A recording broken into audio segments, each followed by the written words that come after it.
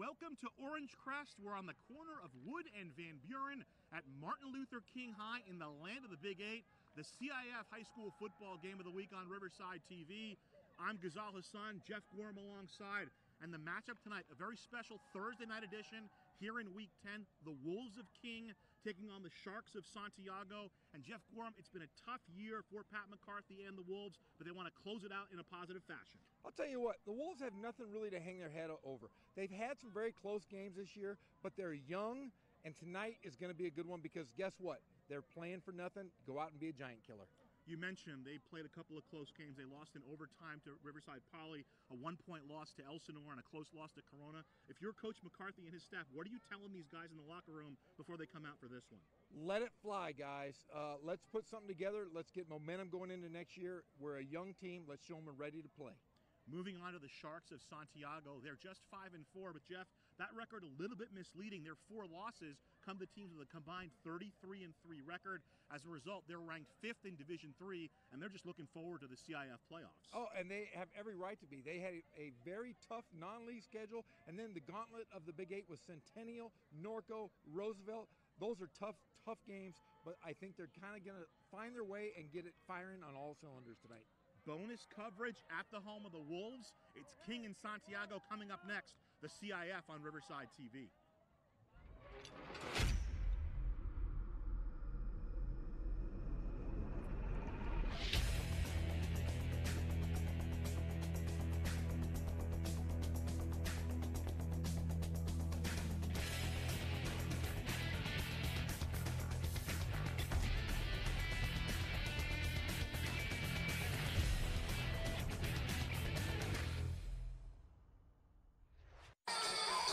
We are back in the land of the Big Eight. Ghazal Hassan, Jeff Gorham with you atop Martin Luther King High.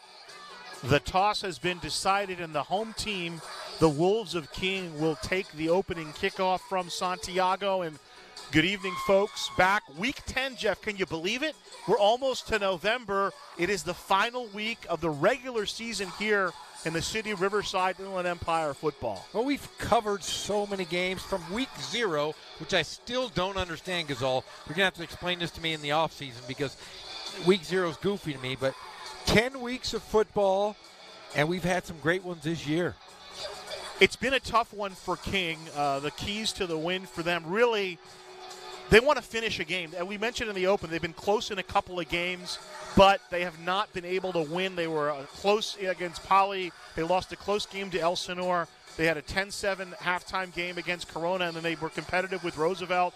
Also, I talked to Pat McCarthy before the game, and he's like, hey, we've worked hard all year.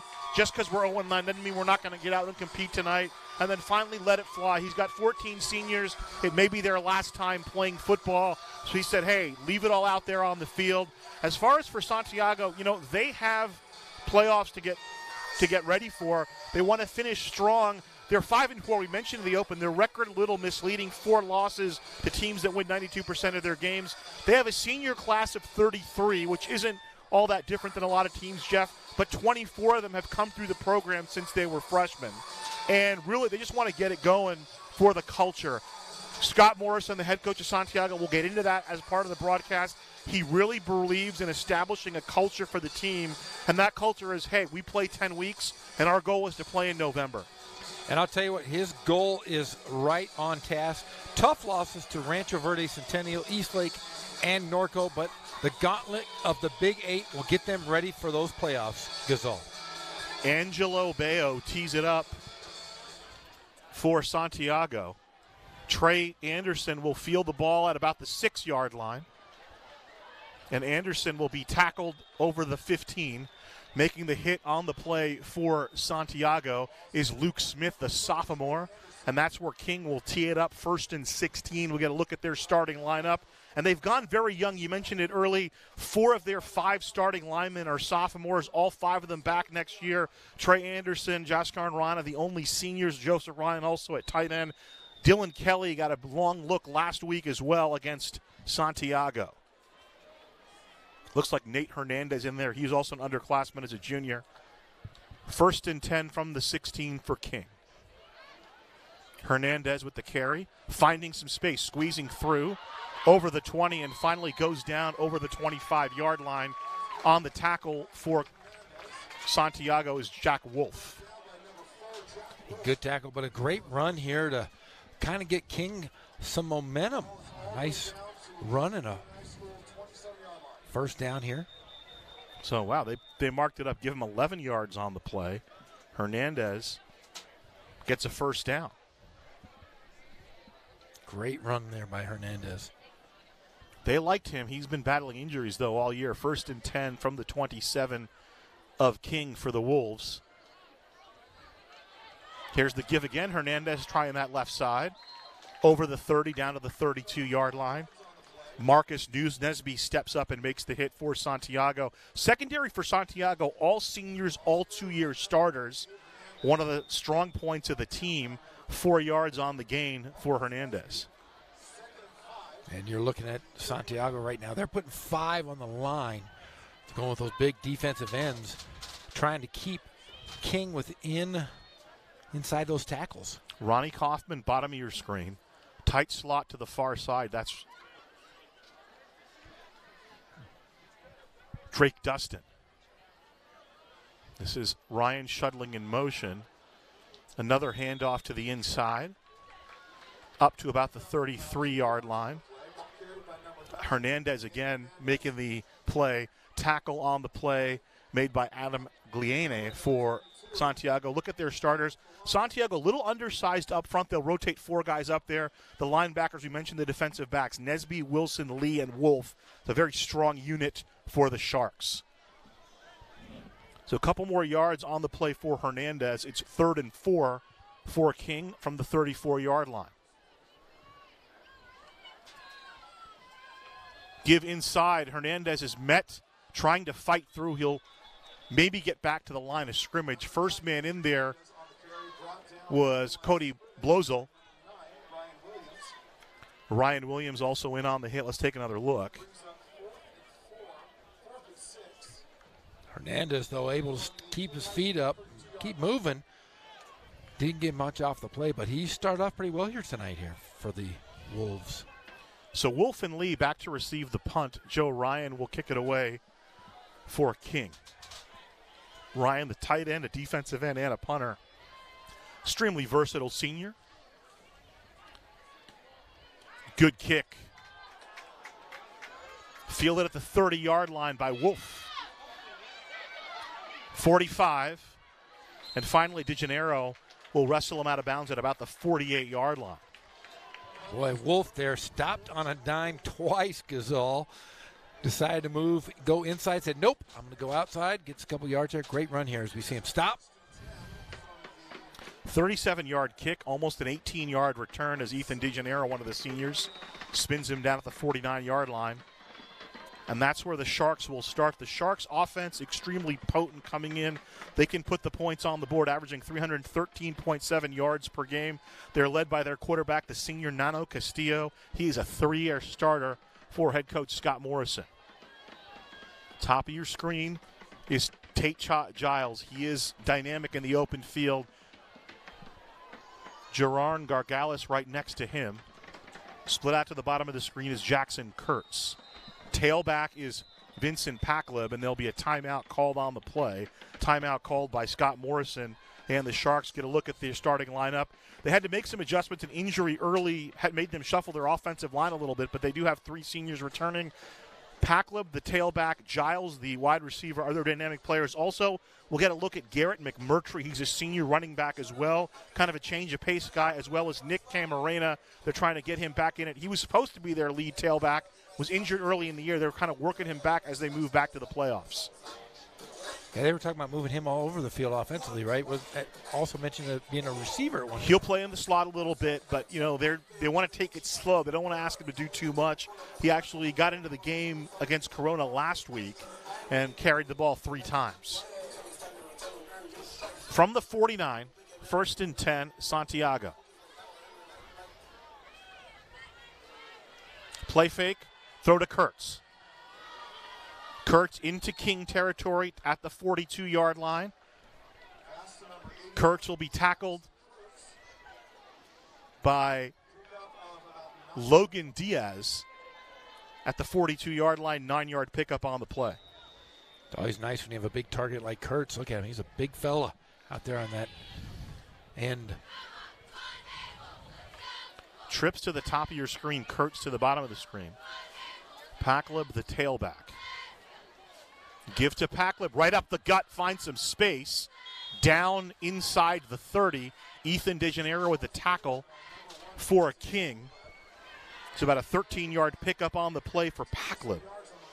Packleb, look at that. He had breakaway speed like crazy there on that last possession. Cameron Kyle's actually subbing in for Strickland at the middle linebacker position. Linebackers for King, and then the defensive backs, 2 seniors, Meza and Kaufman on the edge. 1st and 10, Santiago from the King 29. Giles in motion. Castillo. Swallowed up. He'll run. Castillo to the 25, 4 yards for Castillo on first down. Not only is he a good threat throwing the football, 5,200 yards throwing the ball for his career. He's rushed for nearly 900. 3-year starter, as I mentioned. Never played football before he got to Santiago. He was a baseball player. In fact, played baseball that first summer or that first spring in school. Didn't come out with the football team. Option, keeper by the quarterback. Castillo, maybe 2 more. He's never played football, huh? Now he's the quarterback. That's an All-American right there for you. They identified him as an athlete in the freshman team, and Coach Morrison was telling me that one of the assistants on the freshman team said, hey, this kid's going to be your quarterback. 3rd down from the 23. A first down is inside the 20. No score, just underway. Under 7 minutes to play here in the first quarter. Good drive being put together by Santiago. Here's the give to Packleb. He gets the first down to the 15. Joseph Ryan will spin him down at about the 14-yard line. We've seen a lot of those smaller backs this year, kind of reminiscent of that young freshman at North and Dante Roby at Ramona. Just powerful, smaller backs that just continue to grind with those legs and picking up extra yards. 1st and 10 from the 14-yard line of King, rolling right. Castillo slings it down the field. It's complete to Schneider, and Schneider immediately hit it about the 11-yard line. Coming over and making the play, Isaac Meza for King, so about a 3-yard connection on the play. So no big rush, no big plays here so far, just methodical offense. But King kind of hanging in there pretty well right now, matching up on those receivers. They're going to force. This is the pace King wants to play. They don't want to get into a track meet here. They can deal with this. 2nd and 6, line is the 11. Misdirection to Garagalis around the outside, trying to find the edge. Can't quite get there. Met in tandem. Nate Hernandez got over there on defense along with Ethan DeGeneres. They're both flying around the football. Ball moves up to about the 8-yard line, 3 yards on the game. Jaron Gargalis with the carry. 3rd down, they can get a first down inside the 5. Gargalis in the far slot. Top of your screen is Giles. Split out to the bottom of the screen is Kurtz. Flexed out Schneider, in essence playing tight end on the left side. Packleb up the middle, finding space, first down inside the 5. Packleb running behind the big boys. DeGeneres there for the hit.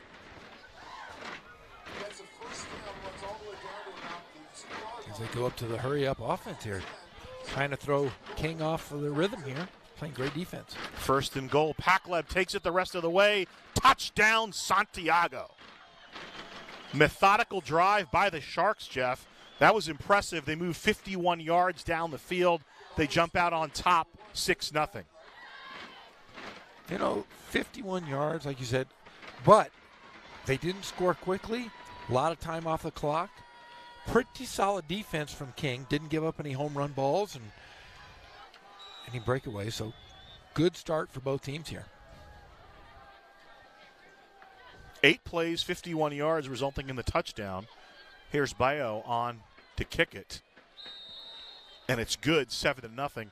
The kicker, Angelo Bayo, spells his name B-A-Y-O, unlike the former Chachi and Charles in Charge star, Scott Baio, who's B-A-I-O. Can we still make jokes about it, though? And, of course, Jimmy Baio, who was Carmen Ronzani in Bad News Bears Breaking Training. That's right. He's an answer to a trivia question. The only player to ever hit an inside-the-park walk-off grand slam at the Astrodome. Try that on your friends. Tell them you can't find that on Baseball Reference. Here's a sequence of the drive. Starts off a good punt return by Jack Wolf. Wolf brings it to near midfield to get the field position for Santiago, and then they just run their offense. Scott Morrison came up at the University of Pacific, played wide receiver. His quarterback was current Cleveland Browns head coach Hugh Jackson. Did he win there? Did he win there? He was a pretty good quarterback. I tend to be skeptical when coaches talk about their college exploits, but Scott Morrison, he's very sheepish about it. He's like, yeah, I played there. Onside kick for Santiago, and the Sharks, they had the first shot, and do they come up with it? And they do. First down, Santiago. The Boo Birds are out here. Well, I understand the frustration on the King side, but as Jimmy Johnson once said, I can only coach one team, folks. Scott Morrison's responsibility is to coach the Sharks.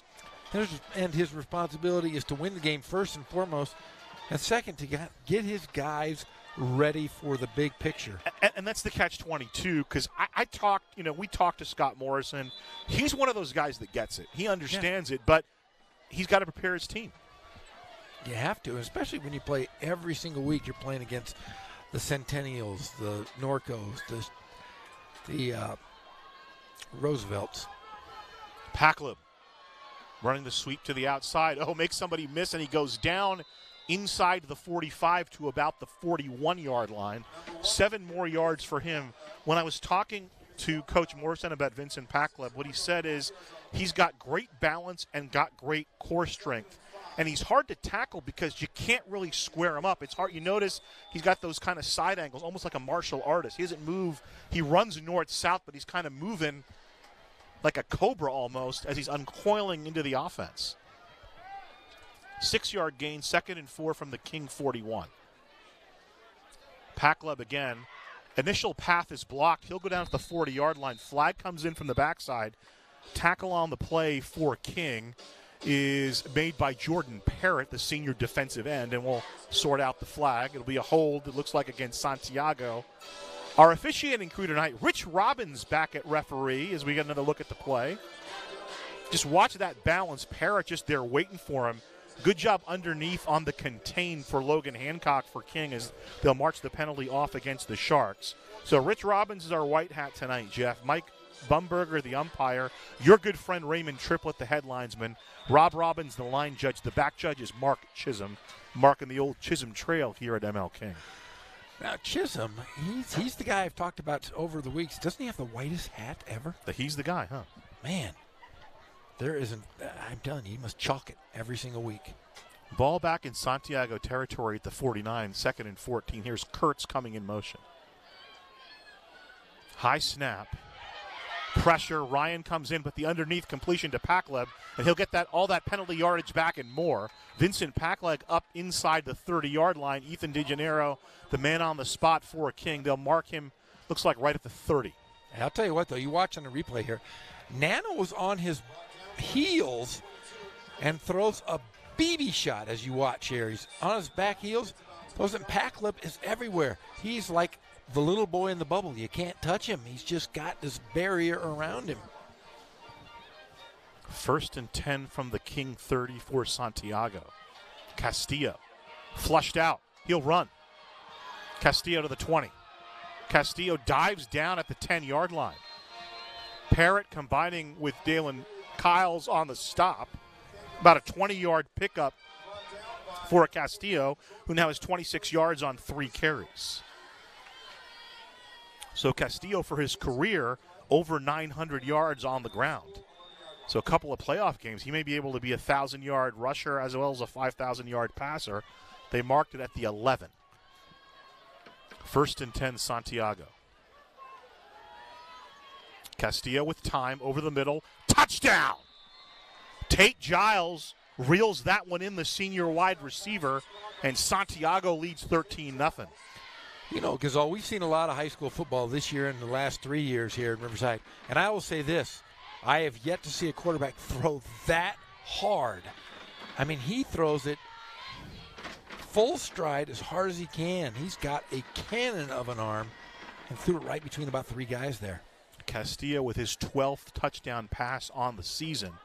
For Giles, his 4th touchdown reception. And Bayo puts it through the uprights to make it 14-0. So the onside kick pays dividends. Another look at the drive. First run by Packlib. I mean, he's so good. The penalty will be on this play. It comes in. That's a hold that takes it back. And then here's kind of the play that breaks it out. The little under screen gets deep into King territory. And the run by the quarterback, Castillo here, he gets flushed out and gets down to the 11-yard line. And then the next play, they go into the end zone. So 5 plays, 49 yards for the Sharks. They chew up 2 minutes and 10 seconds on that touchdown drive. Here's the kick. Kaufman in the end zone. He'll bring it out. Right up the middle. Up to the 30-yard line is Ronnie Kaufman, another one of the 14 seniors for King. And that's where King will start. 2:36 to play in the fourth quarter. The Sharks already up 14-0 on King. And we talked about it in the open. King had a rough week last week against Centennial, but who doesn't? Well, that's an NFL team. I mean, it's if we were to start expansion program, you could put Centennial right there in the NFL. Build a stadium in Corona, huh? Yes. They and the Angels, they could share a stadium. From the 30, first and 10, yeah. The Los Angeles Angels of Anaheim in the Inland Empire. Play fake, the throw. Drake Dustin with the reception up to the 32-yard line, combining on the hit for Santiago, Philip Lee, and Marcus Nesby. You just said the best name we've had all season long. Drake Dustin? That is a great name. And guess what? He's only a sophomore. We get to hear his name for the next 2 years. He sounds like a Secret Service agent. Drake Dustin. But he's got 2 first names. You can't trust him, but that makes him a good spy. 2nd and 9 for King, 31-yard line.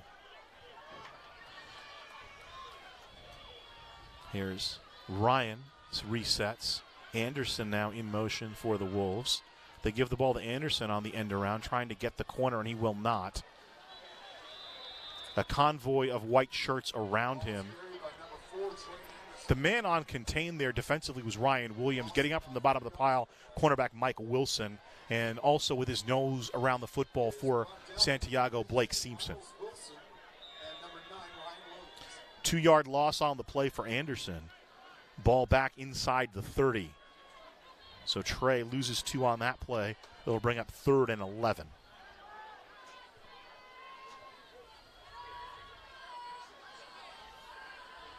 Reagan to throw. To the numbers, complete.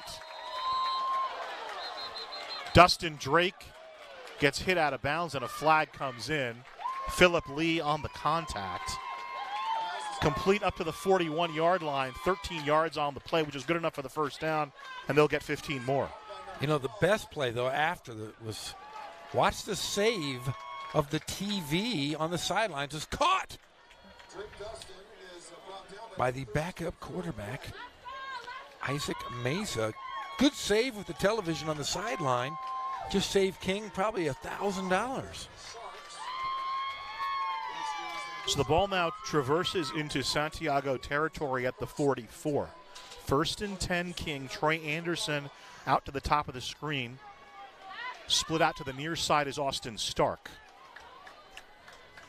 Dustin, left wing. Right side is Ryan. Tailback Nate Hernandez.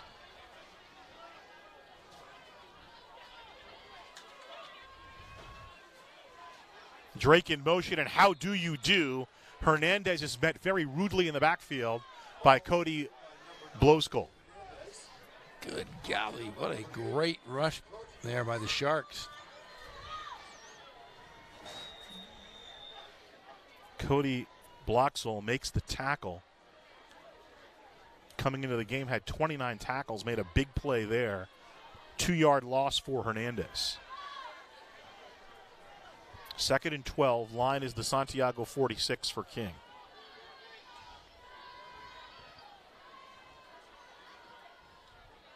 Play action.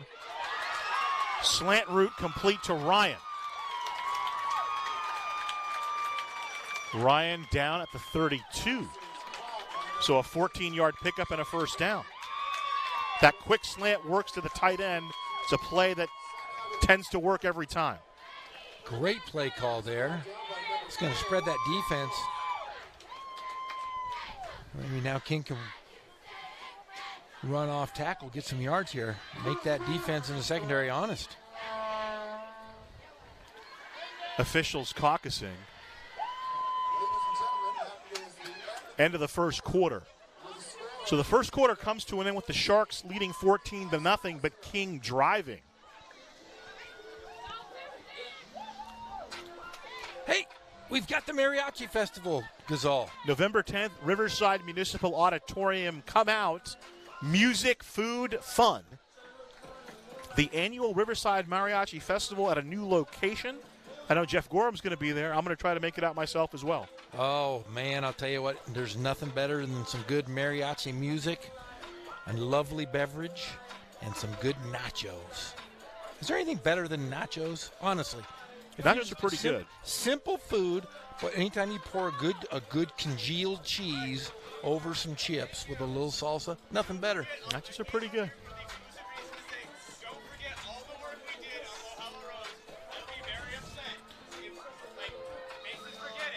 First and 10 from the 32 for King. They're in Santiago territory.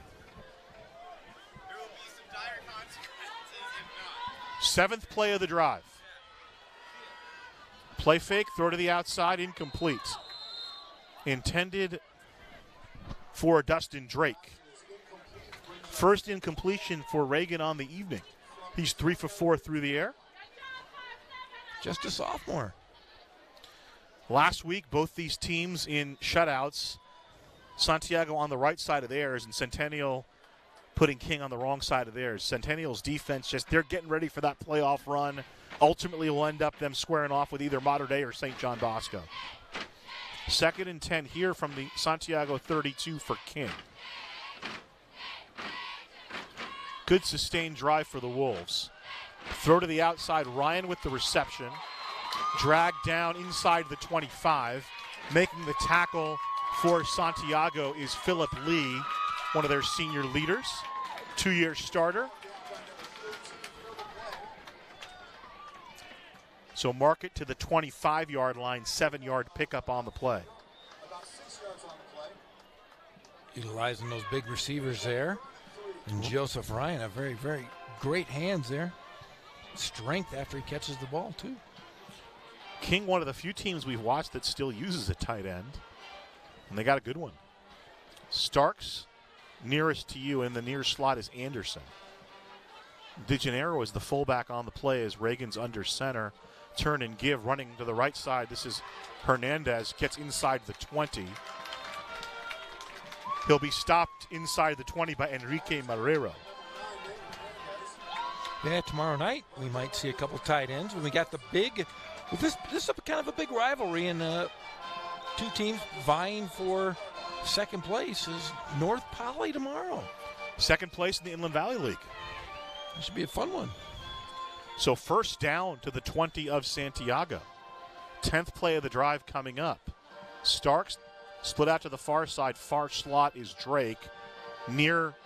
Split out to the near side is Anderson. On 1st and 10, Reagan in trouble. Marrero will take him down. Little help from Moreno as well. So Moreno and Marrero meet at the quarterback, and it's about a 5-yard loss. Reagan really had nothing he could do there. That Those inside linebackers have just sliced through that offense, and boy, they were on him quickly, as you could see. So 2nd and 15 for King back at the Santiago 25. Trying to keep this drive going. This drive now nearly 5 minutes old, Jeff, so it's what they want to do against an explosive team like the Sharks.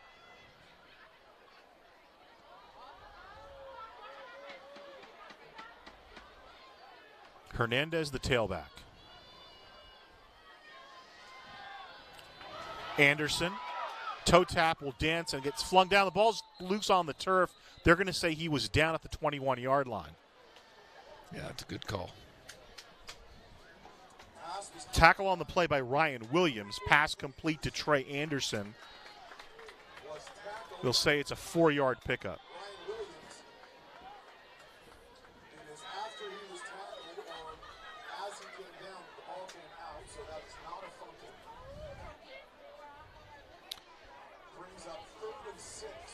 Well, good job so far by Patrick Reagan, who's kind of been beleaguered a little bit this year, but he's having one of his best games of the year.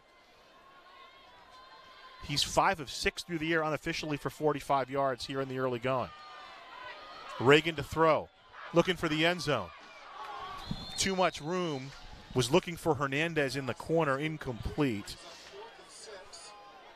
Wilson on the coverage with Jack Wolf for Santiago. And you mentioned Reagan having a pretty good game here. He's not having a lot of time to throw, but yet he's been pretty poised in that backfield. And this has kind of been the problem. We talked about finishing. Great drive for the Wolves, just unable to punch it into the end zone. They'll have to settle for 3. Chris Anklem will kick out of the hold of Austin Starks. This is about a 33-yard field goal attempt.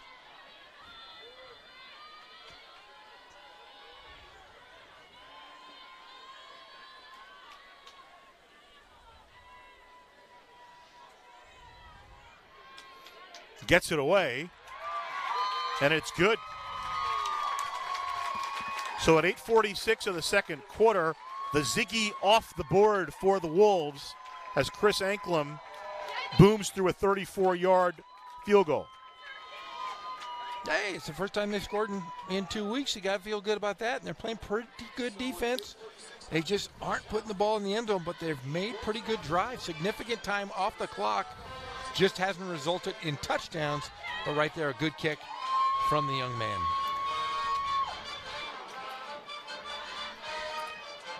5-minute, 50-second drive, 10 plays, 70 yards, and the only bad thing is you didn't get the 7 points. Yeah, but what a good drive. You know, after giving up a lot of points last week to, a nationally ranked opponent, if you can control the ball and keep the score low and, you're going to get opportunities to score. They've done pretty well here so far in the first half. So let's see what the King defense can go.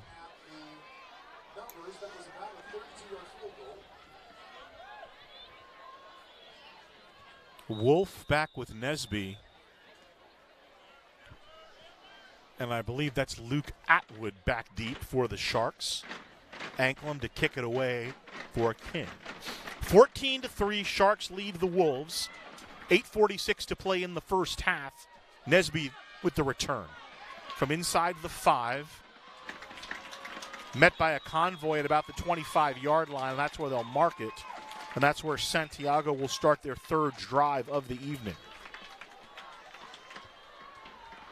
A good stop by King there.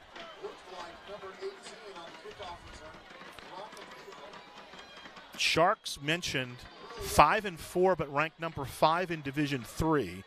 They average 24 points per game, 320 yards a game on offense.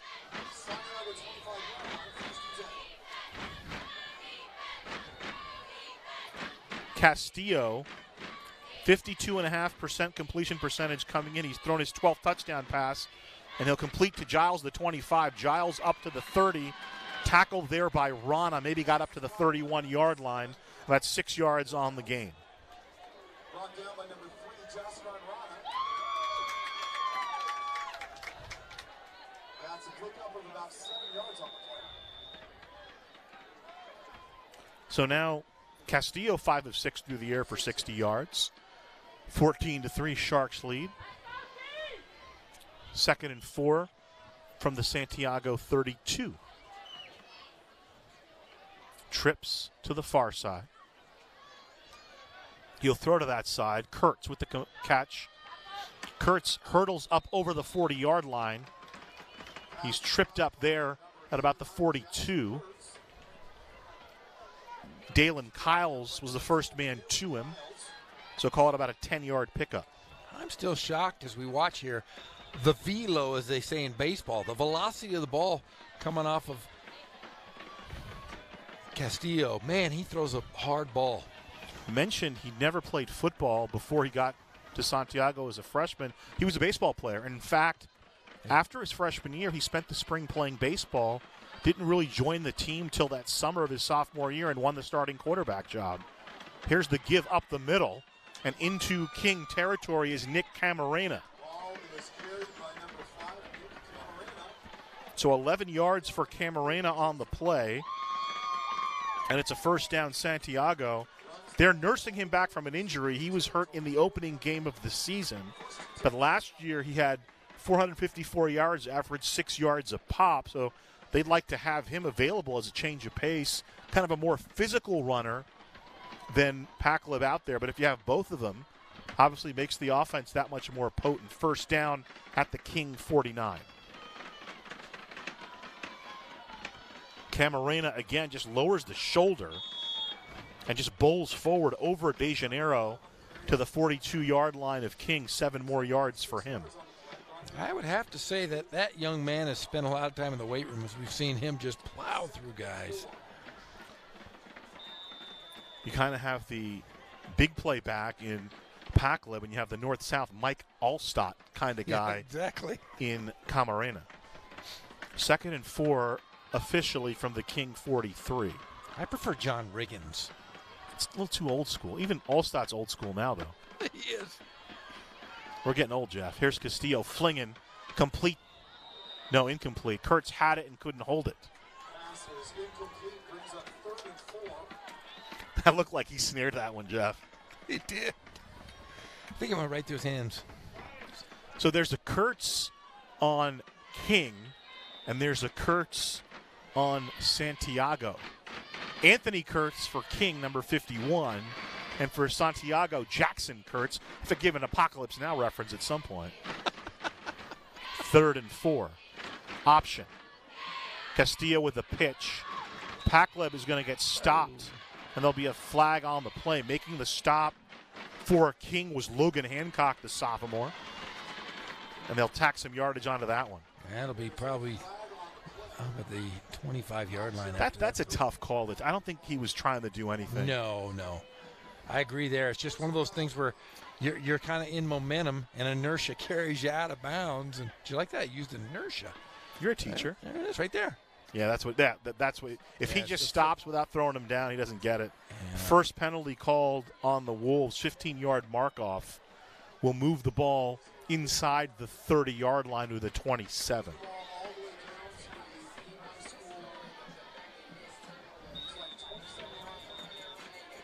So the offense clicking for Santiago. They already lead 14-3 early here. King has been in some games in the first half. They've had some issues with finishing. 1st and 10. Call it the 27. Castillo to Pakleb. Now they're getting a body on him. He'll still traverse up to the 25-yard line. Tackle on the play made by Devin Mladenovic. In fact, remember, we had a pretty good game this year with King, and it was King and Poly. Remember the Battle of the Blade? We did. It was that an overtime game, wasn't it? Yes. From the 21, it's 2nd and 3. 7 for Pakleb on the play. They'll feed him again, angling to the left side through the first level and then taken down inside the 10. Rana combined with De Janeiro on the play. 12 more yards for Pakleb. And if you watch Santiago, and right here, is there a workman-type football team? They're not going for big plays. They just play smart football within the tackles, and they've got really good, skilled, smart position players. First and goal from the 9. Giles split out to the near side. Right behind him in the stack is Gargalis. Paklub to the left of Castillo. Castillo slips past the first tackler. Little juke move inside the 5. The helmet comes off. He's going to have to come out of play. That's down to the 3-yard line. So Nano Castillo with his 4th carry on the ball game. He has 32 yards. I get to see him without his helmet. He's got a good haircut. Look as he's running off.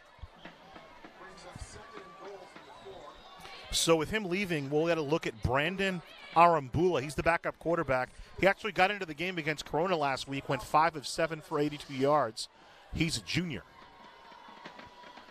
Give the ball to Paklub. Touchdown, Santiago. Touchdown, Santiago. Ball's carried by number 1, Vincent Paklub. So Paklub puts the exclamation point on it. He now has 8 carries for 58 yards and a touchdown for the Sharks. So do you think the backup goes over to the sideline and says, hey, Nano, how do you like those apples? How do you like them apples, How right? do you like them apples? 8 plays, 75 yards on the drive, 4 minutes, 33 seconds. The 15-yard penalty helped, and Bayo puts it through the uprights, 21-3. The Sharks taking control early of this one. Yeah, that's when you walk over to the sidelines and you say, hey, Coach. Say, hey, Coach, how'd you like that? Scott Morrison, in his 4th year at the helm of the Sharks, took over from our friend Jeff Steinberg, having a good year out at Beaumont. Oh, Steiny, man. He had some great ball clubs over at Santiago, had some good quarterbacks. And we're seeing one tonight. We'll talk a little bit about our guy, Blake Barnett. The great quarterback of the undefeated Bulls, right? Yeah. South Florida. South Florida, 7-0, ranked 24th in the nation. He was everywhere. He's happily married now to a pro surfer. He's got a child. He's got 2 years left. He's like the Johnny Cash of the NCAA, He's the right? Johnny Cash. He's been everywhere, man. He has been everywhere. Arizona State was a starter at Alabama. And now has his hanging out in South Florida. Bayo to kick it away. Kaufman retreats, and he'll let it go out of bounds. So King trailing 21-3 with 4:04 to play. Now King started with the football, so they would love to get a score on the board here going into halftime, as Santiago will get the ball coming out in the 3rd quarter. And, you know, you and I have known Pat McCarthy for a long time, and you got to feel for him the adversity they have faced here at King. We were here a couple of years ago. It looked pretty good. You know, it's the old James Spader and John Cusack movie True Colors, where tomorrow's looking pretty good. 2016 under Kevin Corden, they went to the semifinals of the Division V playoffs, and with the new configuration, it looked like a new dawn of a new day here at King, and then health issues and defections and injuries have really kind of batted them around a little bit the last couple of years. The Wolves will take the ball at the 40. 1st and 10. Play fake. And nothing doing for Reagan. Maybe gets back to the line of scrimmage.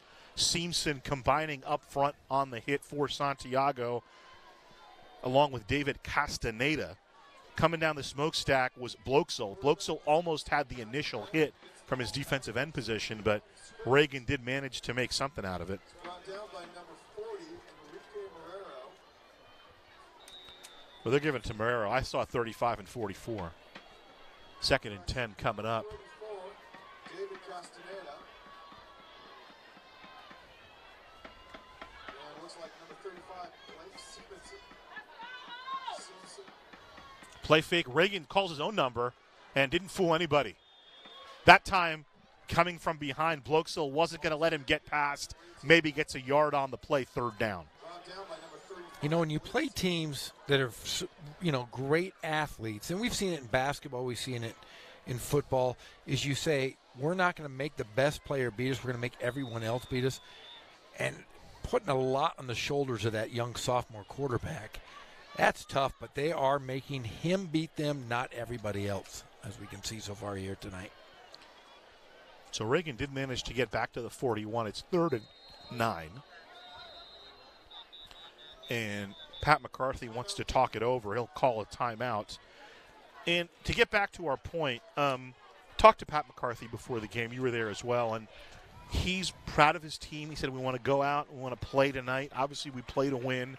But I'm proud of how hard they've worked this year. They have done the work that I've asked them to do. And it's been a tough year. You know, when you go 0-10, I believe the last time King went 0-10 was back in 2011.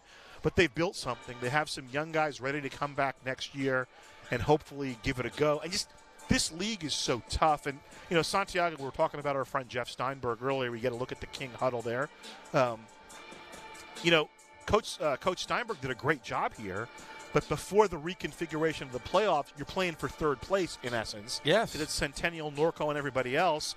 And then obviously now with King back in 2016 with the divisional breakdown, they get into a Division 5 playoffs and go on a run and get to the semifinal, which I think is what Coach McCarthy and his staff would love to be able to bring here to Woodin Van Buren. And I think they can. If you look at their roster, and you know, we looked at it over all week, all peppered with sophomores and juniors, and those guys are playing right now, and they're playing against the best, possibly the 2nd best conference in all of America, maybe behind the Trinity League, and they're getting experience, and those experiences will carry them the next couple of years. 21-3, the Sharks lead. It's a crucial 3rd down play as the Wolves want to try to get some points on the board before they go into the locker room at halftime. Reagan being chased. Reagan trying to buy some time, turns it upfield, 1st down and more. He'll step out of bounds at the Santiago 43. Making it happen is Patrick Reagan, kind of feeling the confidence now. Didn't have a lot of experience coming in, Jeff, but he's gotten some reps. He's played against the Centennials and Norcos of the world, and you can see on that play he's learned something. I'll tell you what, though, he outruns that linebacker core. I mean, he is gone. I don't know if he's running for his life or he's just that darn fast, but a great play from that young man in a crucial moment. You said that crucial 3rd down. That's a big one. Kaufman split to the near side. Top of the screen, Robbie Rakucci, and then far slot, Hernandez. Right next to Hernandez is Dustin Drake, and timeout on the field. King uses the timeout again with 2:30 to play here in the 2nd quarter, trailing 21-3. Ghazal Hassan, Jeff Gorham with you. Thanks for joining a special Thursday night edition of the CIF on Riverside TV. We're back tomorrow. We'll have the rivalry game, the 44th meeting, I believe, 43rd or 44th between North and Poly, and it'll be for 2nd place of the Inland Valley League. And then also we have a bonus stream, 2nd place in the River Valley League on the line. That's Notre Dame. That's Norte Vista and Ramona. And our guys John Ramey and Tim Hatch on the call for that one. Yeah, and I'll tell you what, that River Valley League game has a lot of implications. Norte Vista, even though they're ranked in Division 9, I believe. So if they lose, they're out? There is a chance that they will be out because there's only 2 spots. And the way Division 9 is that there are so many teams that are in 4-team leagues. It could cost them a playoff spot if they. Well, and that's the wild card, right? No, yeah. As I was looking at it, I think it's 11 teams for 8 spots. Yes. But there are teams that are on the bubble that could win their league, so that you'd assume they would get in. 1st and 10, King from the Santiago 41. Reagan with time, looking down the field for Kaufman, does not get it. Had his hand up on it, running stride for stride with him in coverage were Jack Wolf and Miles Wilson. Reagan looked like he had found him, Jeff. I'll tell you what, that was a perfect pass. In fact, I thought he caught the ball. I thought it was a one-handed catch, and it would have been definitely for pay dirt. But that right there is Coach McCarthy. I mean, he calls timeout. I mean, there's 2 minutes left in the half. He could possibly give the ball back over to Santiago. He goes for the touchdown, goes for the home run. A great play call, just dropped it. Good risk, though, I think. Second and Yeah, 10. very much so. Second and 10, Santiago 41. King trails 21-3. 2.5 minutes to play first half. Little circle route out of the backfield. Live football. It'll trickle out of bounds. I believe that was a lateral. It was a lateral. That's for sure. Well, we have one score because there is another game being played tonight in Riverside between Hillcrest and Harupa Valley. Hillcrest, the River Valley League champs, up 41-14 at half over the Jaguars. John Brandon and the Trojans trying to close it out. Gimli. I like to say he is the perfect spinning image of Gimli. So backwards pass, and they're going to rule it out at the 46. They're listening to you next door.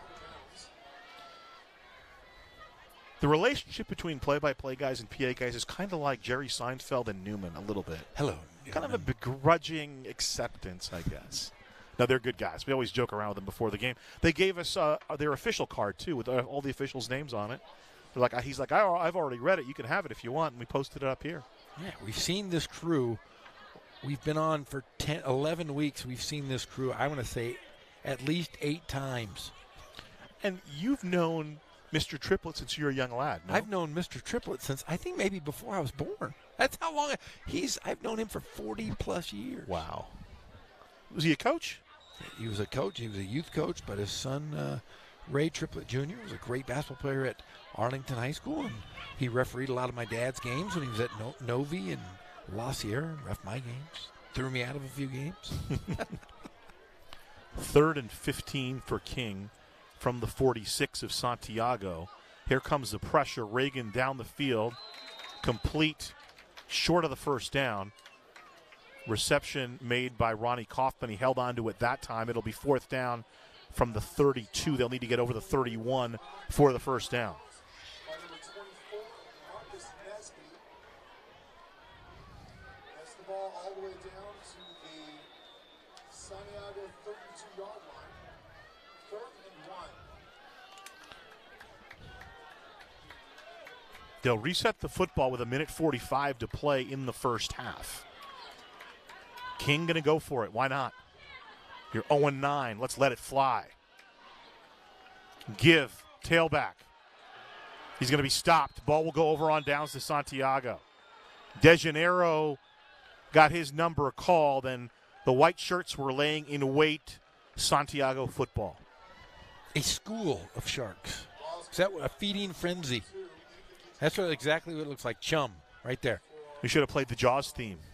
You know, and that's DeJaneiro ran into his own guy. Yeah, that's exactly what happened. Big left tackle Mason Murphy kind of got tangled up with DeJaneiro and impeded his progress a little bit, and then the Sharks smelled blood in the water and showed up. I just want to know, you see the shark, the mascot, is it a great white? Is it a mako? Is it a So who's reef? Brody and who's Quinn? That's what you got to ask. Right up the middle, and this is what we were talking about. Garrett McMurtry takes the ball from the 33-yard line. He'll get all the way up to the 44. McMurtry, the third-string running back to start the season, but when the first 2 guys got hurt, he was fairly productive. McMurtry on the year, 235 yards on 48 carries and 3 touchdowns, averaging nearly 5 yards a pop. He got 11 on that one. Here's the throw. It's complete. Garagalis after the catch. Kurtz brings him down. Ankle tackle up to about the 15-yard line. 41-yard pickup on the play. That's one thing you don't want to give up. You give them the ball with, under 2 minutes, and they run this hurry-up offense. They're going to get the ball again. Remember, after halftime, Santiago's going for the kill here. 1st and 10 from the 15, option. Nano Castillo inside the 10. Ryan shows up along with Diaz, 5 yards on the play. And Ryan nearly stripped that right out of Castillo's hands on that play. Under a minute to play, they'll stop the clock. Both teams now with 1 timeout remaining. 2nd down and 5 from the 10. Yeah, watch this. He nearly gets it stripped right out right there. Good job by Castillo. He brings the second hand over to protect the football. So talking with Scott Morrison as the teams are in the red zone here late in the first half, played his college ball. We were talking about he played his college ball at Pacific. And I said, I covered the Big West. I went to Irvine. I covered Northridge. He said, no. It wasn't the Big West. It was the PCAA. I said, my friend Jeff Gorham will love to hear that. Because you were being heavily recruited when it was still the PCAA. I was, yes. Did Jerry Pym let you see him without his toupee? No, but he let me touch it. He let me rub it. Hey, Jerry Pym at UC Santa Barbara. I was at the game when they beat UNLV at Thunderdome. My man Carrick DeHart with 26. Yeah, Carrick DeHart. They were throwing tortillas all over the court. It was awesome. 2nd and 5 from the 10. Should break from the basketball talk. Castillo. End zone. Touchdown. That was Giles. Perfect route to Tate Giles. And another touchdown pass. That is number 2 on the evening for Nano Castillo. Nano. Well, I got to do my Robin Williams impression now. That's why I was waiting for it. Nano Castillo. Oh, Nano. Mock calling Olsen. So Giles reels that one in from 10 yards out for the touchdown. Castillo's second touchdown pass of the evening, 13th on the year, 34th of his career. And we go from Nanu to Angelo Bayo. Chachi. It's an all-ABC night tonight on Riverside TV. Bayo puts his foot into it, and it is 28-3, and the Sharks look like they're ready. Oh, he missed it. He pushed it. Sharks look like they're ready for the playoffs, though, Jeff. Yeah, they do. They're efficient. They haven't had a turnover. They've played smart, methodical football, and that's what wins ball games. I mean, if you're in a close game and you're in the playoffs, if you don't turn the ball over and you play just smart enough to control the clock, you're not trying to go for the home run every single play. They play smart football. Coach Morrison's got them going pretty well over there.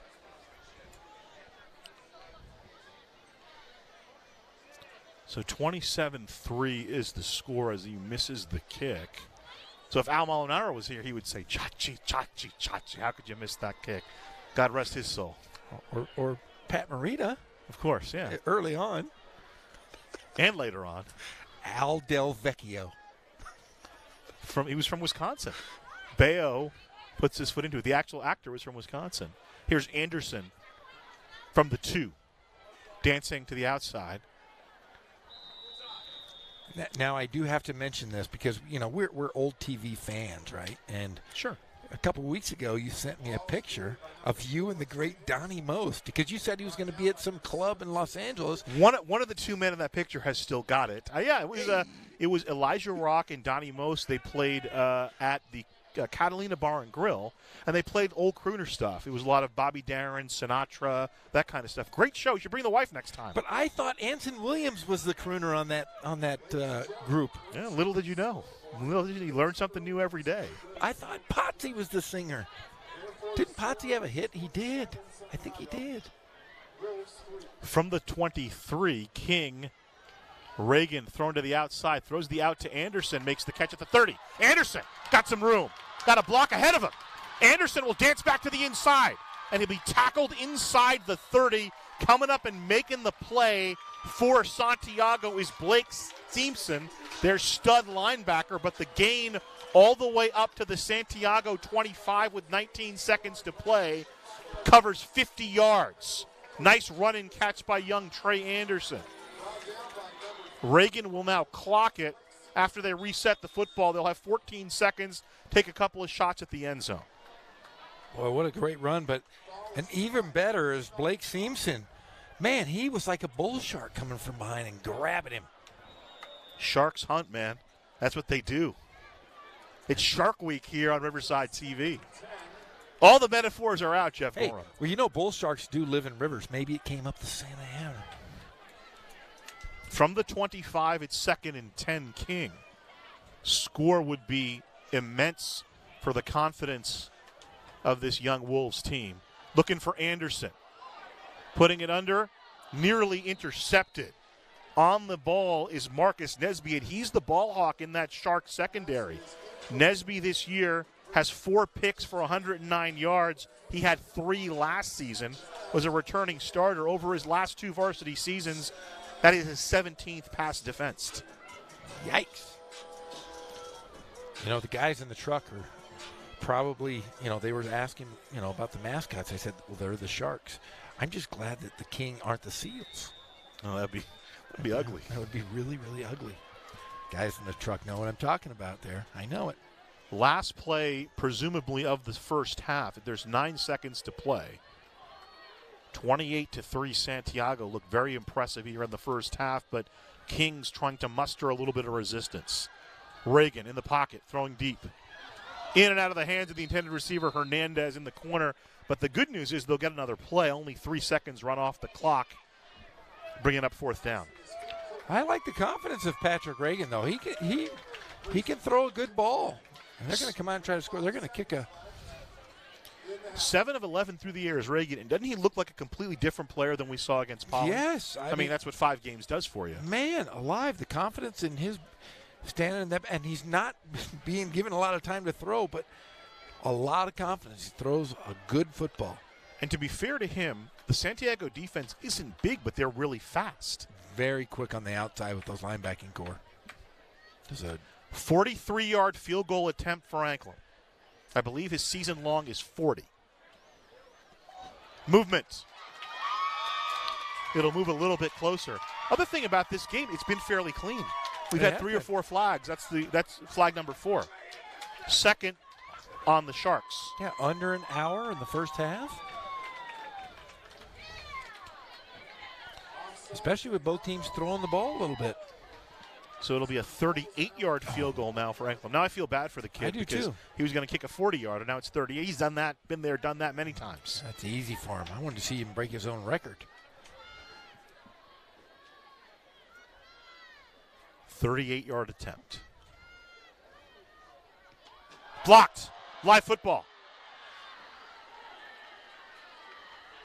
Whistle blows, and the half comes to an end with Santiago leading it 27-3. Well, the score doesn't look so good for King, Jeff, but we looked at the keys to the game. They have competed in this one. They've competed. They've really held this offense from making any long runs, long passes. They've played very, very solid football from these young players at King. 27-3 as the field goal was blocked by the Sharks, and Santiago leaves at halftime. The Wolves will go to the locker room down big. We're going to look at the halftime show here at King. It is the final home game of the year.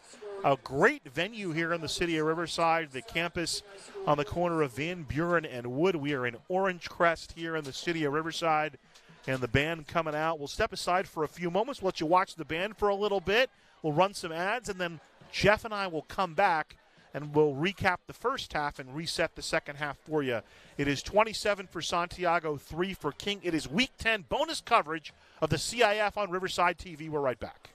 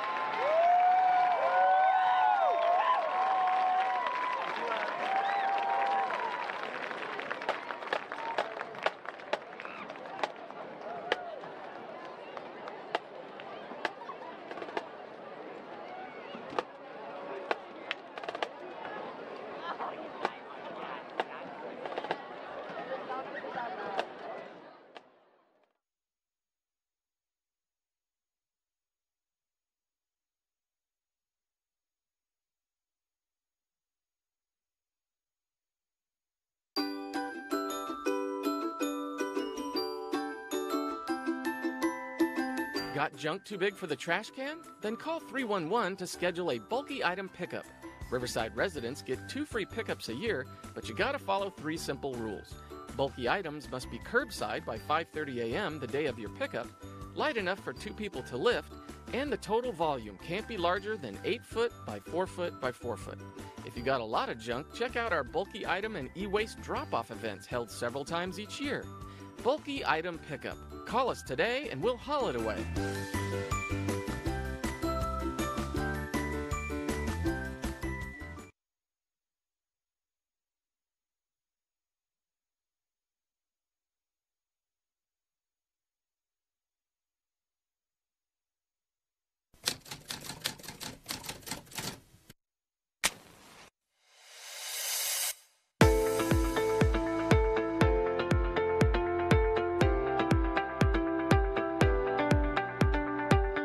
My name's Lovey Jung, and I work for the City of Riverside Fire Department. I've been here for about 7 years now, and I'm a firefighter paramedic on Engine 1. When I was younger, I actually wanted to be a firefighter, but I ended up getting sidetracked and went and played softball for the Olympic team in 2004 and 2008, and when I retired in 2009, that's when I decided I wanted to switch over to become a firefighter. Usually when I come in, the first thing I do is I check my personal protective equipment, and then I'll also check the medical equipment. Being a paramedic, I have to make sure all my medications are there and that my equipment's working properly so that when we go on a scene to a medical aid that everything's in working form and that we're professional on scene.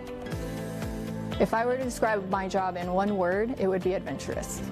Every day is different from day to day, depending on the training or the type of calls that we run. You know, some days we might go on more DUIs, or some days we might go on more traffic accidents. So every day that I come to work is going to be completely different from the day before and the next day. I get to work with a group of people that I enjoy working with and having that camaraderie that I missed from being an athlete. But now, being a mom, I want to be that role model for my daughter to, show her you can be independent and you can have a job that you want to work in, whether it's a male-dominated career or not. And I want her to understand that as she grows up.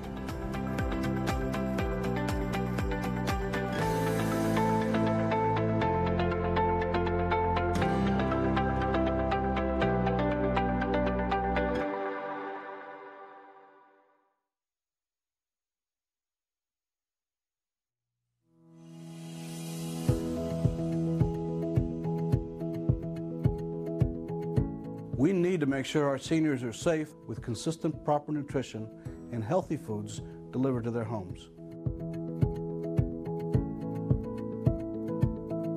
Elderly patients who do not have proper nutrition have a higher risk of irregular heart rhythms and sepsis.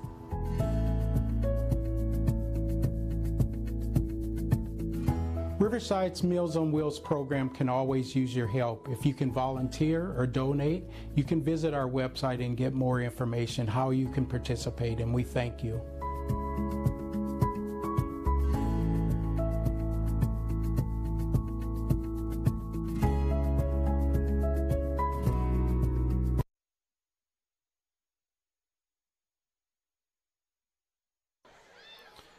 Ghazal Hassan and Jeff Gorham back with you. Welcome back. Hope you enjoyed the Martin Luther King High School band at halftime. Their team having a little bit of trouble in the first half. 28-3, Santiago leads. Get a look at Vince Packlib, who has been carrying the load for Santiago in the first half. He has 2 touchdowns, and then this man, Nano Castillo, has thrown for 2 touchdowns, his 12th and 13th touchdown on the season. And the Sharks look like they're working swimmingly, Jeff, as they move into the CIF playoffs in Division III. We mentioned it in the open. Get another look at Castillo here. They're 5-4. Their record is a little bit misleading, yet they're number 5 in Division III, and we explained why that was. Their 4 losses are to teams with a combined 33-3 record. Talking about 2 undefeated teams, Centennial and Rancho Verde, or as our friend Pep Fernandez likes to say, the Rancho Verde High, and then 8-1 East Lake out in Chula Vista. The Titans are 8-1 on the year. They played them on the road, as a matter of fact. And then Norco out of the Big 8, 7-2. So 33-3, the record of the 4 teams that have dealt Santiago those 4 losses. We got to look at the King mascot. Awesome. He's number 6. He's Dr. J. first half numbers for you, and Santiago just plugging right along. King, the passing game got a little bit of a boost late by that 50-yard completion from Reagan to Trey Anderson. I'll tell you, and I think you've noticed this too, from the first time we saw him against Poly to now, I think there's a world of difference in that young man playing quarterback for King. Well, if his maturation progress has been that good in 5 games, and he's only a sophomore, a year in the weight room, a year of going to camps, that young man is going to be special. And I tell you what, Coach has a great one on his hands if he continues to get better and better. The entire offensive line for King should be back next year, 4 sophomores and a junior. That's also an interesting note if you're a fan of ML King and the Wolves. Other scores, 2 games active right now. Second half out at the Allverd School District Stadium. Hillcrest 41-14 over Dupa Harupa Valley. John Brandon and the Trojans clinched the River Valley League Championship last week right here on Riverside TV. And the Evil Empire continues. The Sith Lord Matt Logan is up to his old tricks. Centennial on Roosevelt, 63 for Centennial. And a big fat goose egg for our friend Tommy Leach and Roosevelt. Yikes, I'll tell you, that's a big surprise, but not a surprise. I mean, they are an NFL team here in the Inland Empire. But guess what's even more important than that? November 10th, the Riverside Mariachi Festival at the Riverside Municipal Auditorium. There is food there. There is music there. It's good, clean family fun here in the city of Riverside. Fun and festive and lots of dancing. I will be there doing my salsa dancing and then tasting the salsa on my nachos. You will dance salsa, and then you will consume salsa. Very a full day. Make it a great day with the family and friends. Make sure you're going out to one of the nicest venues in all of the world, the Riverside Municipal Auditorium. That's the plot to the next Hannibal Lecter movie. It is? Yeah. Salsa of the Lambs. Salsa. King will kick it away to Santiago here to start the second half. The Wolves teeing it up. Well, you know, in Riverside, they have the Taco Festival. Mm-hmm. At White Park. They also have the Salsa Festival, and to end it, they have the Mariachi Festival. So it all comes together. It's like the Super Bowl of the foods. Anklam teeing it up, back deep to receive for the Sharks, Jack Wolf and Marcus Nesby. Jack Wolf playing against the Wolves, but he is playing for the Sharks. You've lost me. I'm not that intelligent. Here's Wolf from the 5. 2-year starter getting outside. He's getting up ahead of steam. Hurdles through the first wave of tacklers, still on his feet, into King territory. A flag comes in, so we'll have to sort that out. But he got up. He was doing a little Usain, baby. He was bolting. And I'll tell you what, if you watched him, he almost fell 2 or 3 times. Like, regained his rhythm. Guys on the sidelines are laughing about it, but a great run. Return the kick like the Lukester, your youngest son. Oh, yeah, he's going to be a superstar. Luke is very fast, but he always looks like he's about to stumble and fall down. Yes, and most of the time he does. When Carla had him out here, he didn't, though. I saw him nice little full sprint. Yeah. A hold is called on the Sharks. That'll be the 4th penalty assessed against them, and it'll move it back. The ball will move back to the Santiago 37, which is where the Sharks will tee it up to start here in the second half. So from the 37 of Santiago, they lead handily 27-3. What's the second half about for the Wolves here? Like you said, you just got to let it fly. You have young guys. You know, you're probably not going to win, but you got to go into next year knowing that you guys can compete so that you can be in that top part of that Big 8 next year. Garagala split out to the near side, and the near slot Atwood for Santiago. Good first half for the quarterback, Nano Castillo, and this man, Vince Packleb, will bounce up to the 45-yard line. 8 more yards for him. He now has 66 yards on 9 carries and a pair of touchdowns. Well, it sure seems like he has a lot more than that. If you're just watching the game, he is pretty dynamic, strong, and tiny. Reminds me a little bit of his running style. Remember Maurice Jones-Drew? I do remember. Yeah, Maurice reminds me a little bit. He's not quite built like Maurice Jones-Drew, but his running style is very similar to the former UCLA Bruin and De La Salle Spartan. 2nd and 2 line is the 45. Packleb again gets through 1 tackle and finally is taken down by Rana as he crosses into King territory. 9-yard pickup on that one. Jess Garlana picks up a first down on the play. At the King High School. You got to give credit to the big boys up front, too. Left to right, Butcher, Tough, Bisonio, Dickinson, Serta, the offensive line, asserting their will on the Wolves of King. The big boys up front for Santiago. 1st and 10, line is the King 46. Serta, again, just running the mill. Nothing special, nothing fancy. Hurdles up to the 37. Ball's carried by number 1, and Vincent Packlet brought down by number 80. One of the starters in the offensive line for Santiago as Ryan makes the tackle there. Blake Caravella was hurt earlier in the season. He was supposed to be one of the main guys on the offensive line. They had to bump Butcher over, step in for him from the defensive side of the football, and it's worked out wonderfully. 9-yard gain, 2nd and 1. Santiago from the King 37. Castillo. Good out. Kurtz with the catch. Bumped out of bounds by Kaufman inside the 30. Call it the 27. 10 more yards. Castillo, like I said, he's got a cannon of an arm. He just fires it. Just knows exactly where he's throwing it. Baseball player. He is, man. So we mentioned after his freshman year, he missed spring practice because he was playing baseball, joined the team in the summer, and then proceeded to win the starting QB job. Has thrown for over 5,200 yards in his career. Here's the toss. Packlip trying to get to the outside, and Dalen Kyle's there to greet him. To quote our good friend Pete Arbogast, how do you do? Close to a first down, though. Got up to about the 23. 23, excuse me. I was working up at USC, not last weekend, but the weekend before, and Mr. Arbogast, who actually worked in Riverside for a little time. We'll get back to that story. Instead, it's a 4-yard gain to the 23, so make it 2nd and 6.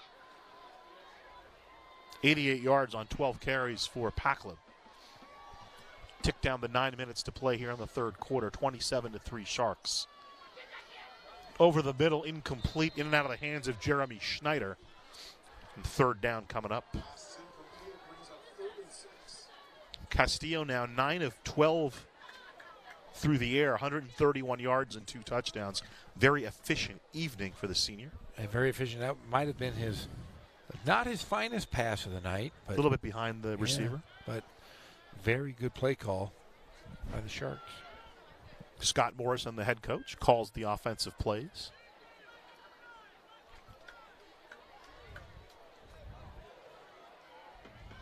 Third and 6 from the King 23. Give right up the middle to Packlib. Nothing fancy. Gets through the first wave and then muscles his way inside the 10. It'll be 1st and goal. He's over the 100-yard plateau. 13 carries for 102 yards and 2 touchdowns for Vincent Packlib. His 5th 100-yard game of his career, 4 of them this season. Clock moves. 1st and goal.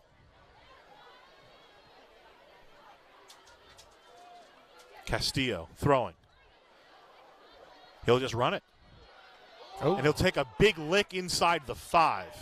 Dalen Kyles came up and administered that hit, and a flag comes in from the backside. It might be for helmet to helmet. And we've seen Kyles. He's just a sophomore for King. He's a big play guy in that secondary. Yikes. I'll tell you what, that might have been the biggest hit we've seen all year. Another look at it, Jeff. And they're going to take him off on the sidelines. But, yeah, see if it's helmet to helmet. But yeah, I mean, I don't think he meant any ill intention. They're going to call that every time, though it's helmet to helmet. You got to call it for the safety of the player. So he got to the 4. The officials discussing it. Packleb now 43 yards rushing as well. So he's over 900 for his career. Came in with 887 career rushing yards. That'll be 920. A personal foul. Much ado about nothing in the sense that it'll be half the distance, which will mean 2 yards. It'll be 1st and goal from the 2 for Santiago. And the biggest question is, will Castillo come back into the ball game? He was walked off by trainers.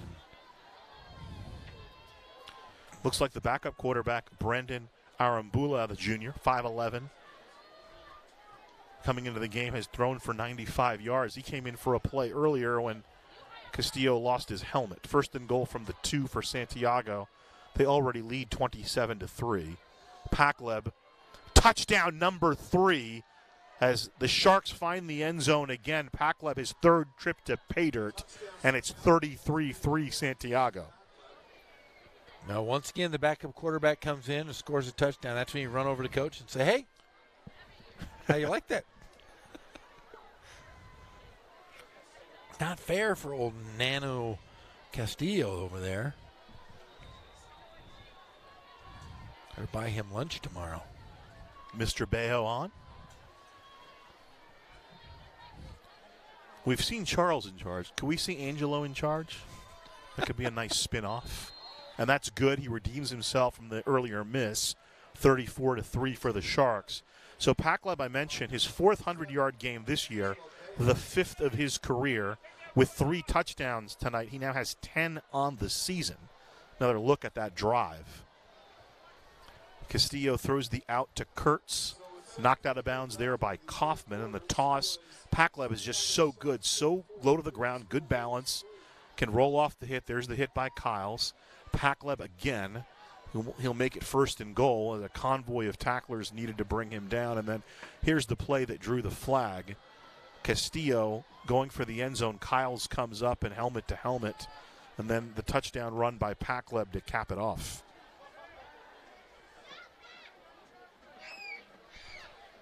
Eight plays, 63 yards on the drive. Chewed up 3 minutes and 51 seconds.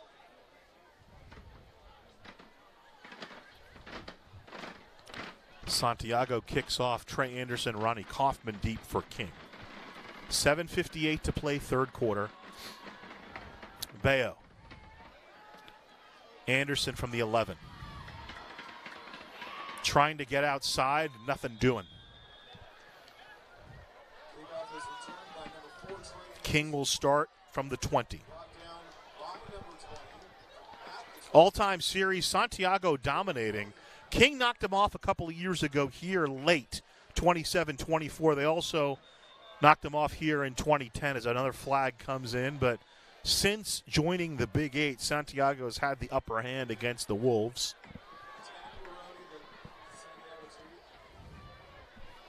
So you hate to see this game start to degenerate with flags.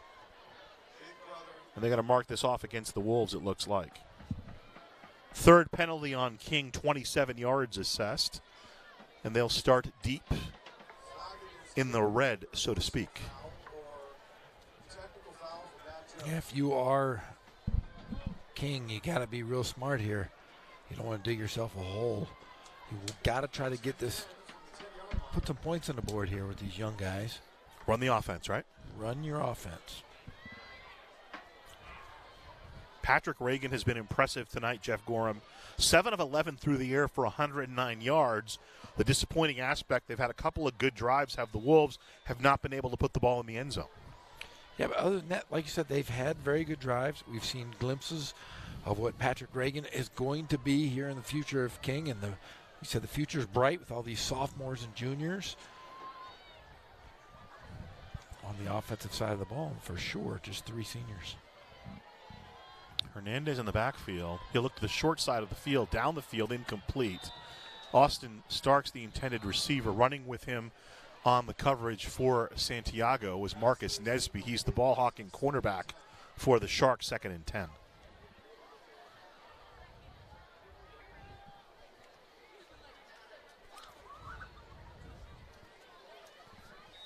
Well, we got Selection Sunday coming up this week.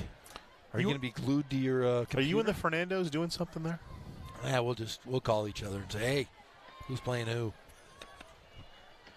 No inland sports incursion there? No, but we are going to have a Halloween special on Tuesday.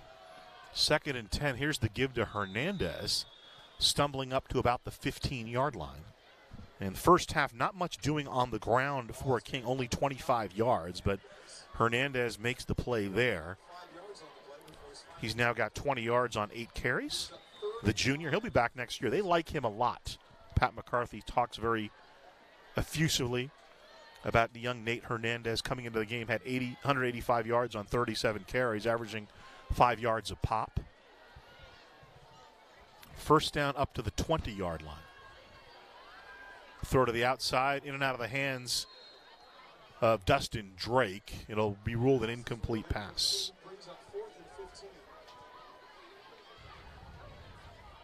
The Sharks are going to get the ball in pretty good territory. Now, they have 4th and 15 up on the board, but the ball was sitting at the 15-yard line, and the first down marker is at the 21. So I don't know, are the sticks wrong or is the scoreboard wrong is the question. I would have to say the scoreboard. So, yeah, it should be 4th and 5 was what I thought it was. Joseph Ryan will do the punting, and Jack Wolf, although he plays for the Sharks, his name is Jack Wolf. He'll catch the ball at the 46 or so and try to return it. Returning starter was the 7th leading tackler for the Wolves last year as a junior and helps anchor that defense from his safety position. He'll field at the 39, so a good kick by Ryan. 46 yards in the air. And Wolf, wow, he's reckless. He's one of those guys you love to see play. He gets up to midfield. He was spinning and moving. And he's got to be tired after that short run. We compared him to your son Luke on the last drive. That time he was like Fast Johnny. Just no regard for his body. None. He doesn't care if the table corner's right in front of him. He is diving for that ball. He is going after it. Midfield, 6:53 to play, third quarter. It's 34-3. The Sharks in front. Let's see if Castillo comes back out. There he is. We're very close to Halloween. What do you do on Halloween, Gazal? I will listen to that one Ghetto Boy song about Halloween.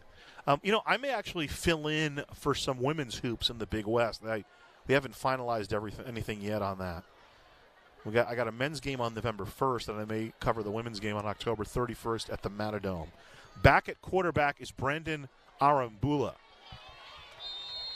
So with the score the way it is and Castillo taking the helmet-to-helmet hit, Scott Morrison showing discretion, the better part of valor, and they'll march off a penalty delay of game against the Sharks. That is the 5th penalty on Santiago. 45 yards have been assessed against them. So from the Sharks 45, it's 1st and 15. New quarterback in.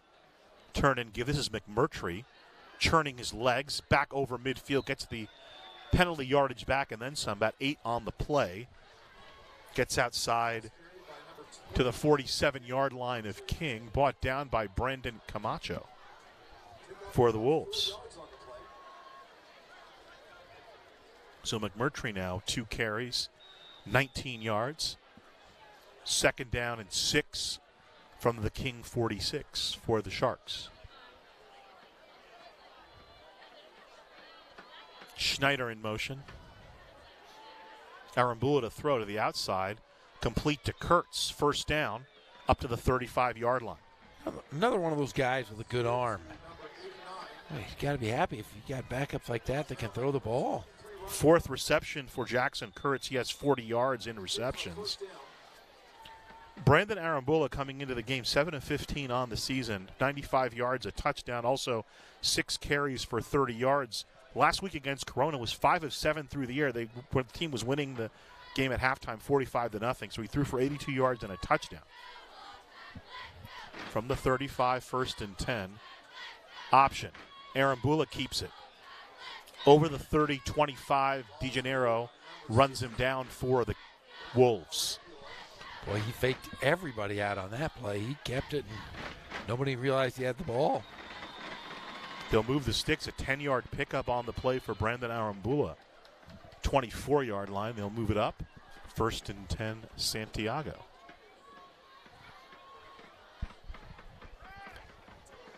Kurtz down the field, one-on-one with Kaufman, incomplete. Good help. Anderson coming over as well for King. Falls incomplete.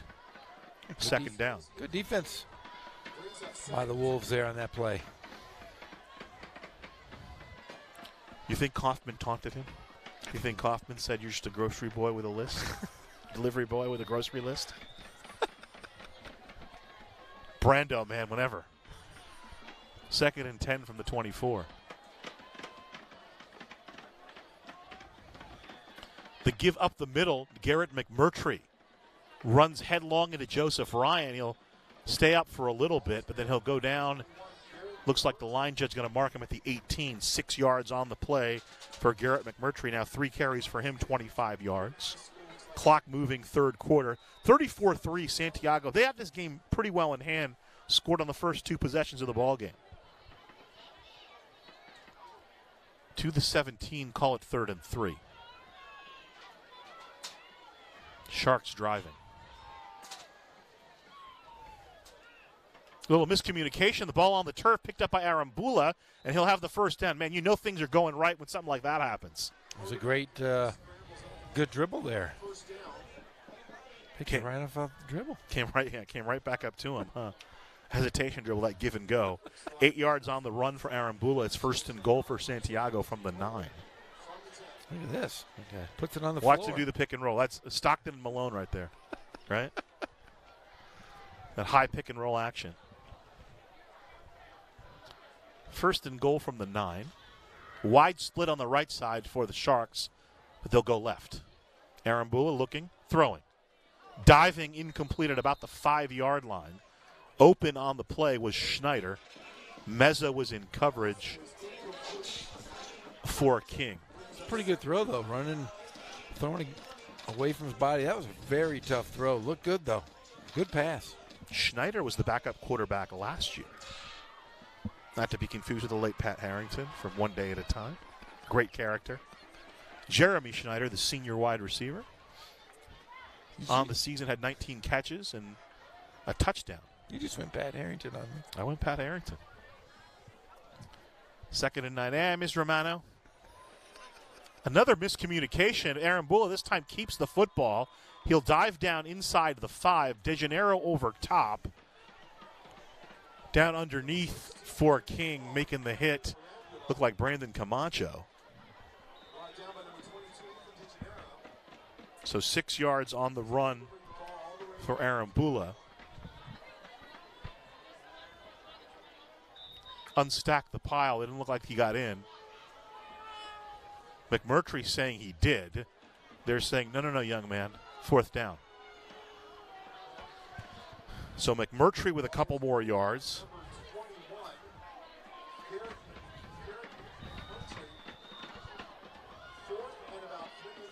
McMurtry this time. Option Arambula. Is he in? Touchdown.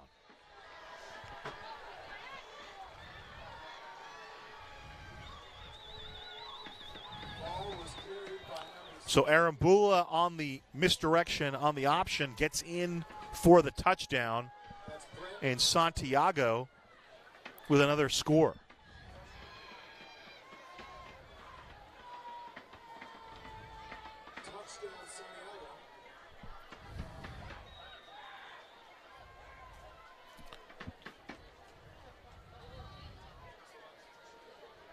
Hey, we don't have our end zone cam anymore, apparently.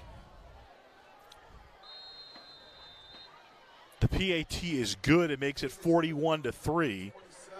So that drive was 8 plays, 50 yards, took 3 minutes and 31 seconds, culminating in the 1-yard touchdown run by the backup quarterback, Brendan Arambula. A little bit of confusion there, no matter. Arambula takes a vicious hit from De Janeiro, but slides down inside the 3. McMurtry faking, and then Arambula into the end zone. He's had a pretty good night.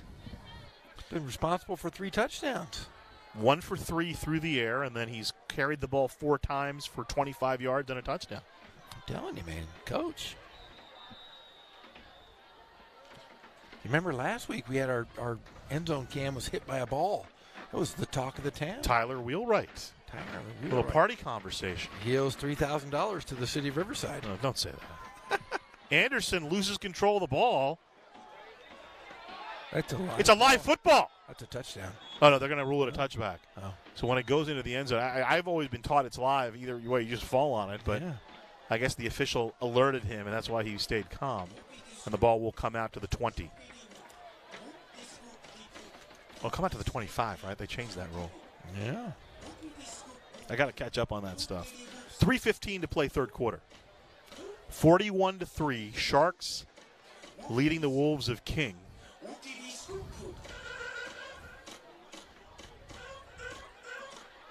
Ghazal Hassan, Jeff Gorham with you, along with our entire award-winning Riverside TV crew. Bonus action on Thursday. And we got 2 games for you tomorrow. Tell you more about that as the evening progresses. From the 20, 1st and 10, King. Reagan throwing. Slant complete to Ryan at the 30. First down. Good pass there, Ryan. But, man, Ryan was met with some resistance there. Wow, big hit. Held on to the ball pretty well, though. Ryan now 3 catches, 31 yards. Ball moves up for a first down. Starter still in there for King. Jasker and Rana split out to the far side. The near slot, although tight, is Dustin Drake. Robbie Rakucci split out to the far side, and then here's Trey Anderson in motion. Misdirection, handoff to Drake. Drake spins up over the 40 for the first down. Coming in and making the tackle for Santiago, Ryan West, senior linebacker.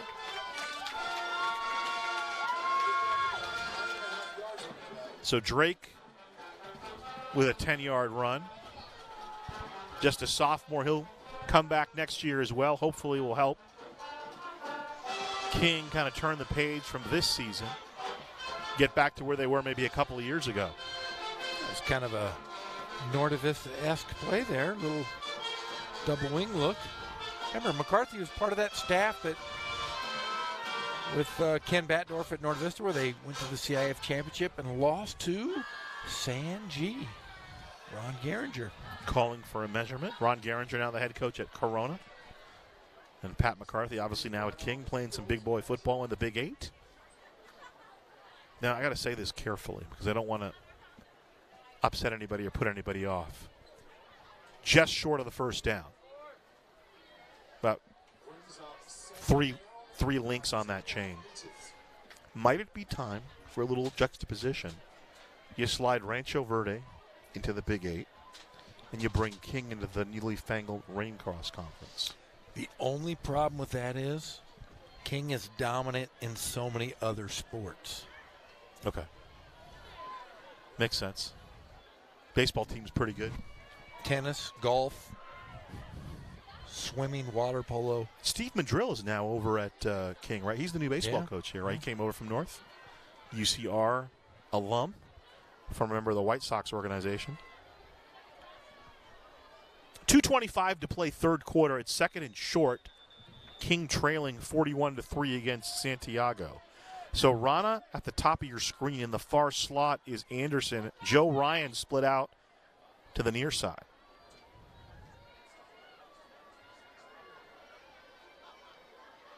Give and bent back. Moreno was the first man there for Santiago, and Nate Hernandez gets a rude awakening. They'll say his forward progress to the 41, so it'll still be just 3rd and 1.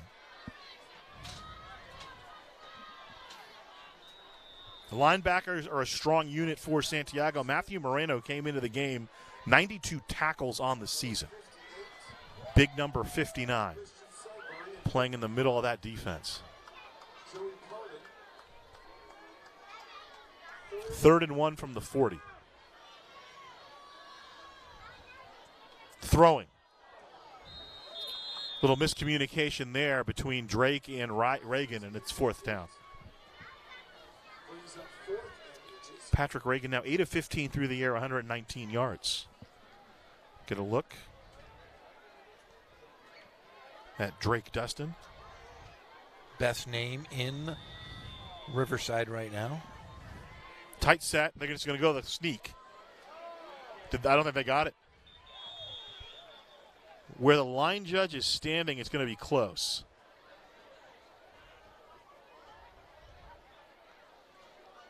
They will need a measurement.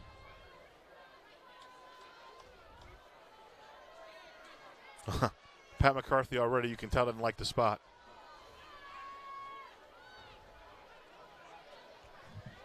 Rick Robbins is going to say first down, King. So Reagan gets that by the skin of his teeth, or if you will, Jeff, the hair of his chin. You have young children. First and 10, King. Clock moving to the end of the third quarter here in Orange Crest. Austin Stark to the top of your screen was a quarterback last year, wide receiver this year for King. Joe Ryan split out to the near side for the Wolves. First and 10, Reagan throwing.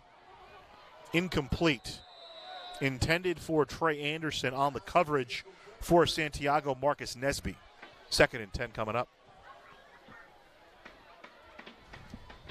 King going deep into the secondary. Last year, 42-14 Santiago with the win. Castillo had a good game. 129 yards through the air and 2 touchdowns. Also ran for a touchdown. King, though, led that game 7-0. Santiago exploded for 21 in the second, 21 in the third, and a flag will bring this play back. Just the 4th flag on the evening against King will bring it back inside the 30. So it'll be a first and 20.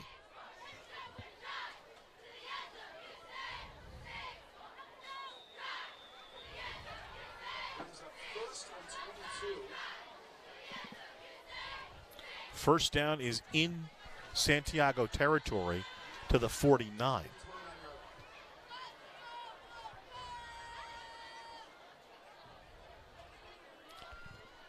(41-3) Santiago leads. King has yet to score here in the second half. Reagan.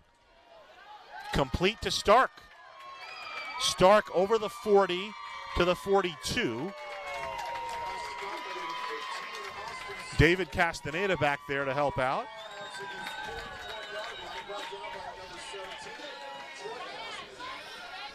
Nice catch by Stark.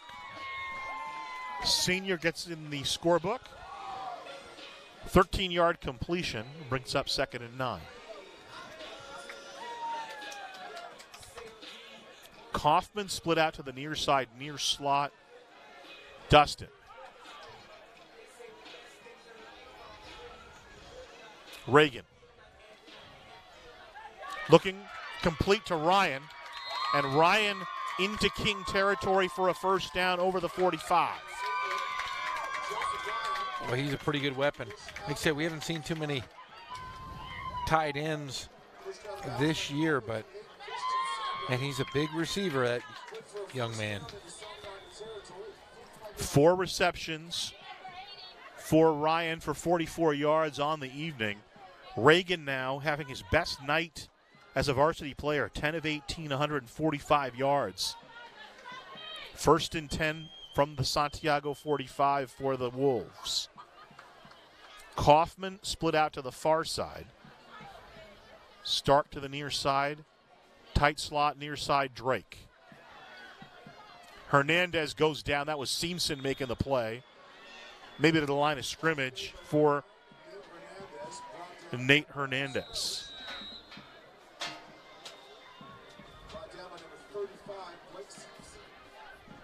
And that's the end of the third quarter with Santiago leading 41-3. Sharks looking pretty good right now, Jeff. They are. I'll tell you, efficient, getting ready for this playoff run. They have a shot really to go pretty deep in this playoffs. I think everybody that makes the playoffs in the Big Eight has a chance at a championship, including Centennial, for a national championship possibly. Riverside Mariachi Festival. Remind you one more time, Saturday, November 10th, noon to 10 p.m., Riverside Municipal Auditorium. It's a new location, cross streets Lemon and Lime. And I do believe the selection committee takes that into account. They will take into account league champions. That is the primary thing. You want to be a league champion, but also they understand the strength of the Big Eight. They understand how strong that league is, and I think Santiago will get themselves an equitable matchup. They had to play Glendora last year, lost in the first round 38-23. And you remember that was the one thing with Jeff Steinberg talking about playing in the Big Eight. You get the third place team in the Big Eight and you end up having to play a Bosco or a Mater Dei in the first round. So King football in Santiago territory. It'll be 2nd and 10 from the Sharks 46 as we start the fourth quarter. Drive started at the King 20 with 3:15 to play in the third quarter. So a nice job navigating by young Patrick Reagan.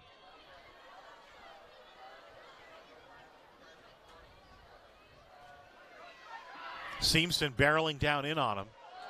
Looking for Ryan, incomplete. Coverage on the play. Moreno was in on the coverage along with Brian Beetler for Santiago. Third down. Well, I am impressed, though, with the inside linebacker, Blake Seamson. Man, he is quick as can be. Lost his helmet on that play.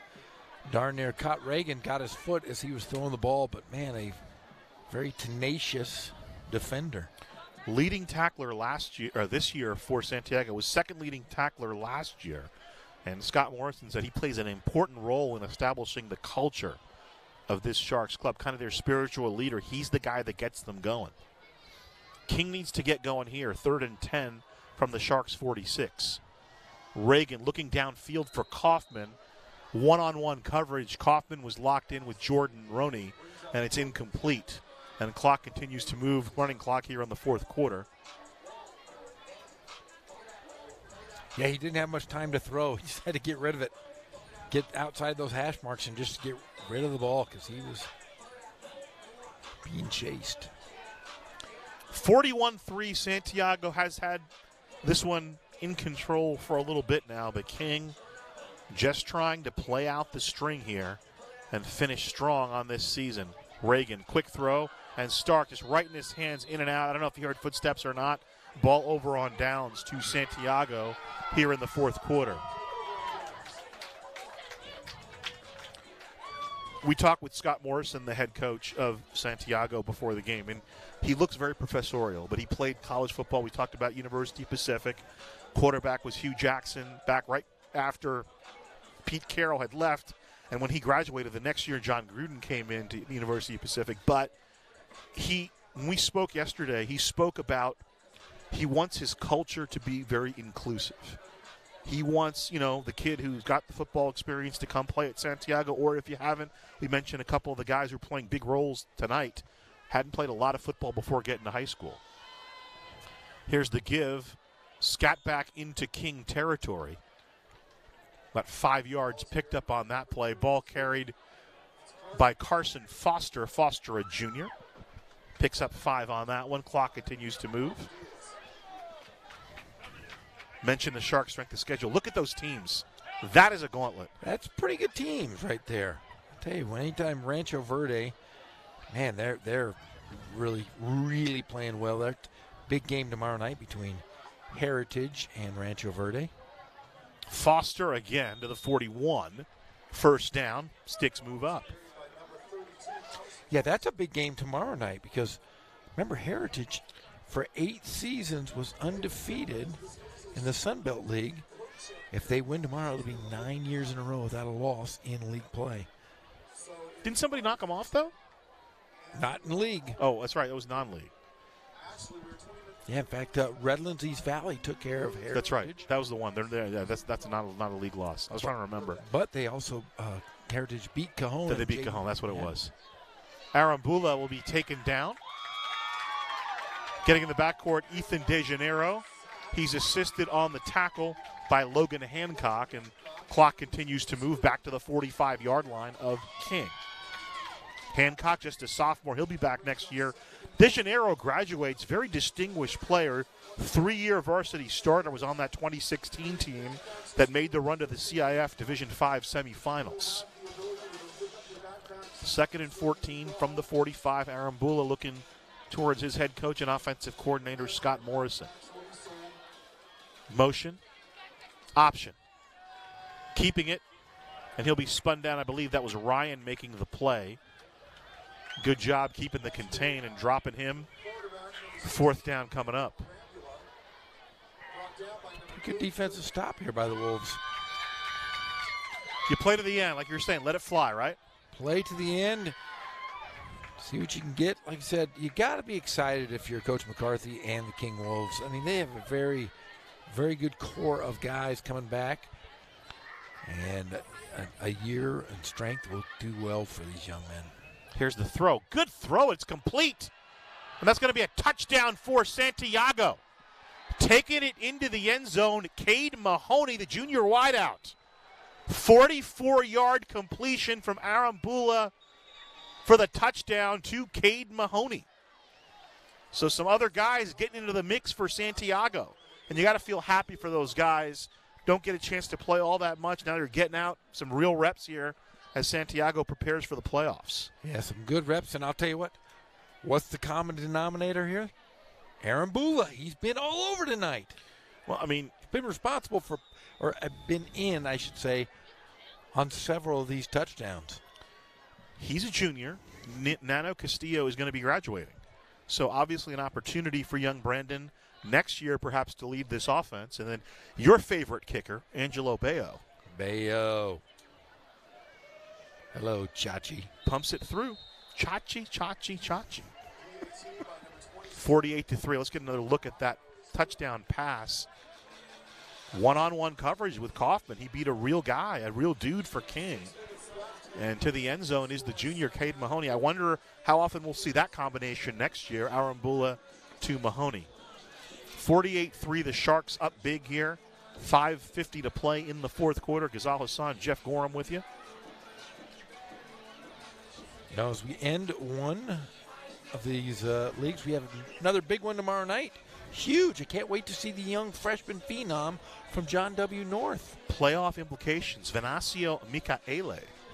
Yeah, I wonder, I got to ask Dennis Brown tomorrow if he's related to the Micaele from Centennial. If he is. It could just be a common name. Well, the last time we had him, he jumped over, hurdled a guy, went into the end zone, one of the best plays we saw all year. I can't wait to see him. So even the backup kicker gets in there for Santiago. Bayo wanted a pay raise. Kicking it off was Jacob Marroquin. So tomorrow, to break it down for you, 2 games, both for second place. Jeff, myself, and J.R. Ibarra, we will be at the Doghouse, John W. North, for North Poly. That will decide the Inland Valley League second place. And then extra grab bag, super deluxe bonus coverage in the Alvord School District. Well, no, not in the Alvord School District because they're playing at Ramona. Playing at Ram High. Ramona and Norda Vista. I'll have that one for you as well, streaming. Reagan throwing. Rakucci with a nice catch in Santiago territory. Tackle on the play by Troy Cassidy. So Cassidy will hop along, and so will the Wolves as they get a first down to the Santiago 49. So Norda Vista and Ramona for second place in the River Valley League. Ramona right now ranked 4th in Division 12. Norda Vista ranked 8th in Division 9. On the call for that, our good friend John Ramey, the voice of the Nevada Wolfpack, and the great Tim Hatch. Who's crazy, you know. He's insane. He's a great color man, though. 1st and 10, complete. Nice throw by Reagan. He finds Drake Dustin. Another 16 yards on that completion to the Sharks 33. So maybe something developing here. Reagan, Dustin, Hernandez all back next year. All 5 members of the offensive line for King scheduled to be back next year as well. 4 sophomores and a junior. 1st and 10, King from the 33. Rakucci to the bottom of the screen. Dustin, Kaufman, and Rana split out to the far side. Reagan launches. Incomplete. Into the end zone. No, just short of the end zone is Hernandez. Nate Hernandez with a nice catch. Cassidy makes the play there. What a great throw by Reagan. 1st and goal, King.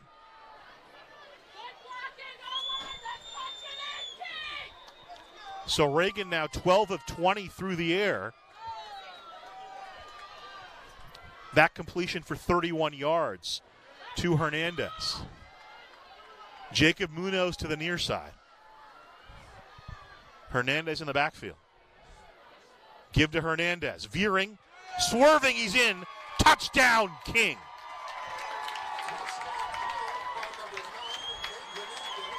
We talked with Pat McCarthy early in the season. This is a young man he thinks very highly of. I'll tell you what, and you can't be any happier for that young man. We saw him start well here early tonight, but what a way to end the season. You know, they were shut out last week. They've put in a good little spin on the end of this season tonight with these young ball players, and I do think the future is definitely bright with this King Wolves. That was the tough thing for the Wolves this year, is they will go for two. Stark to the bottom of the screen. Here comes Dustin in motion. Reverse. Stark throwing to Reagan. 2-point conversion is good. A little razzle-dazzle. Pat McCarthy reaches deep into the bag of tricks. Like Donald Glover playing Lando Calrissian in The Last Jedi, pulling out the extra card. Or no, in Solo. Playing that card game with Han Solo.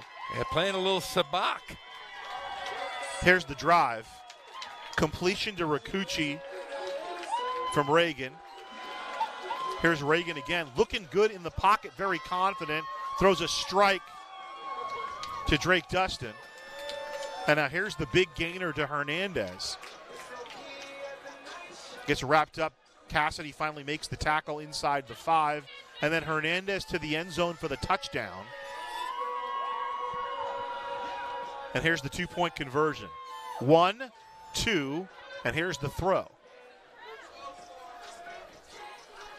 So 48-11. Kind of reminiscent of the Super Bowl. Yeah.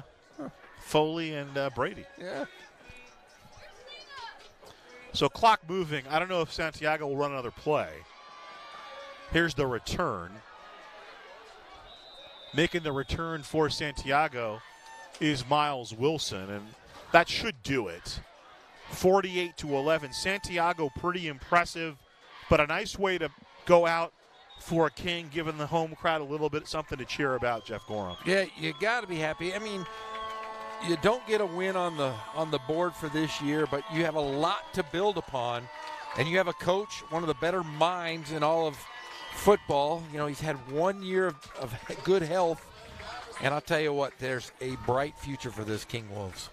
Santiago with the win. Congratulations to Scott Morrison and the Santiago Sharks. They are the third-place team out of the Big 8, and they will likely get a decent matchup in those Division III playoffs.